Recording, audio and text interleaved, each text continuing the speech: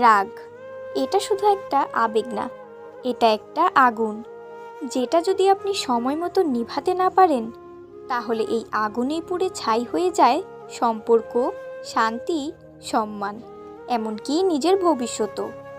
রাগ একটা অনুভূতি, কিন্তু আমরা এটাকে বানিয়ে ফেলি অভ্যাস।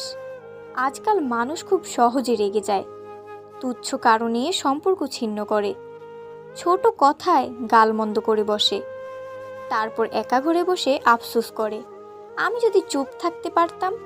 কিন্তু তখন আর কিছু করার থাকে না, কারণ রাগের সময় বলা শব্দ ছোড়া কথা আর কষ্ট দিয়ে ফেলা আচরণ ফিরিয়ে আনা যায় না।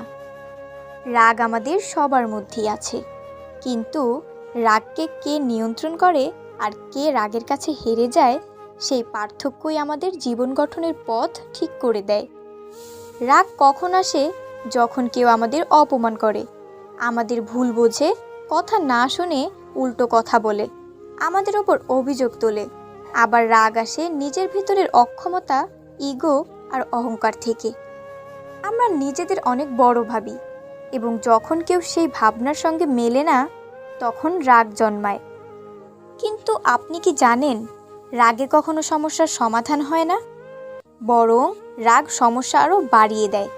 সম্পর্ক নষ্ট হয়, কাজের গতি কমে যায়, এমনকি শরীরও অসুস্থ হয়ে পড়ে।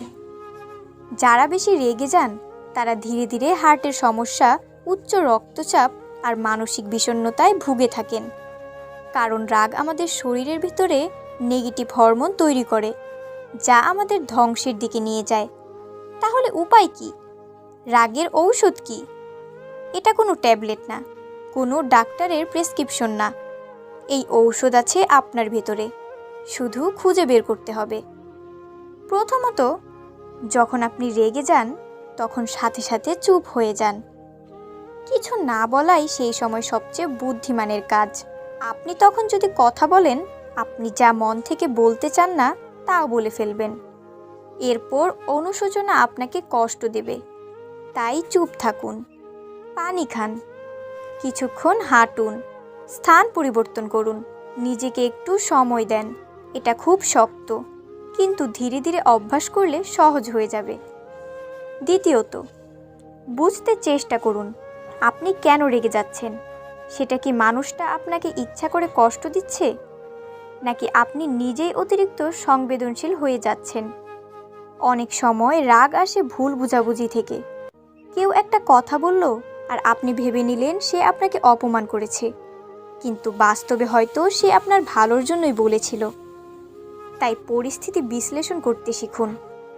তৃতীয়ত, নিজেকে প্রতিদিন একটু প্রশিক্ষণ দিন।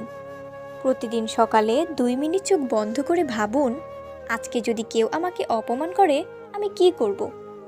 মানসিকভাবে প্রস্তুত থাকলে রাগ সহজে আসে না, নিজের ভেতর শান্ত থাকার শক্তি তৈরি হয়। আর একটা জিনিস সবসময় মনে রাখবেন, আপনি যদি কাউকে ক্ষমা করতে না পারেন তাহলে আপনি নিজের ওপরই অত্যাচার করছেন। কারণ আপনি যত রাগ ধরে রাখবেন আপনি তত বিষাক্ত হবেন। রাগ কখনো অন্যকে কষ্ট দেওয়ার জন্য যথেষ্ট নয়। রাগ শুধু নিজের শান্তি নষ্ট করে। তাই ক্ষমা করতে শিখুন, ভুলে যেতে শিখুন। সবচেয়ে কার্যকর ঔষধ হচ্ছে প্রার্থনা। যখনই আপনি নিজের রাগ নিয়ন্ত্রণ করতে পারছেন না, চুপ করে বসে আল্লাহর কাছে বলুন, হে আল্লাহ, আমাকে শান্ত করুন। আপনার ভিতরের আলো জ্বলবে, আপনি নিজেই নিজের ভিতরের আগুন নেভাতে পারবেন। রাগ নিয়ন্ত্রণ করার মানে এই নয় যে আপনি দুর্বল, বরং আপনি অনেক বেশি শক্তিশালী। যে নিজের রাগ সামলাতে পারে সে পুরো পৃথিবীকেও জয় করতে পারে। কেউ আপনাকে ছোট করে কথা বললে, অপমান করলে, তার মতো হয়ে পাল্টা কথা বলার দরকার নেই। আপনি যদি নিজেকে শান্ত রাখতে পারেন তাহলে আপনি অনেক বড় হয়ে যান, আপনার মর্যাদা বাড়ে।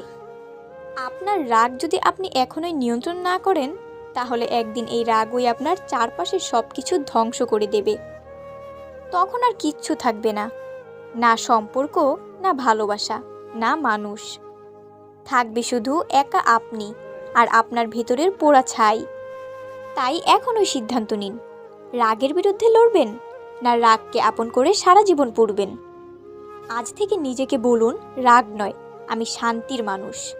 রাগ নয়, আমি ক্ষমার মানুষ। রাগ নয়, আমি ভালোবাসার মানুষ। প্রিয় দর্শক, আপনি যদি সত্যিই রাগ কমাতে চান তবে এই ভিডিওর কথা আজ থেকেই বাস্তব জীবনে প্রয়োগ করুন। প্রথম দিনেই পারফেক্ট হবেন না, কিন্তু চেষ্টা করলেই পরিবর্তন শুরু হবে।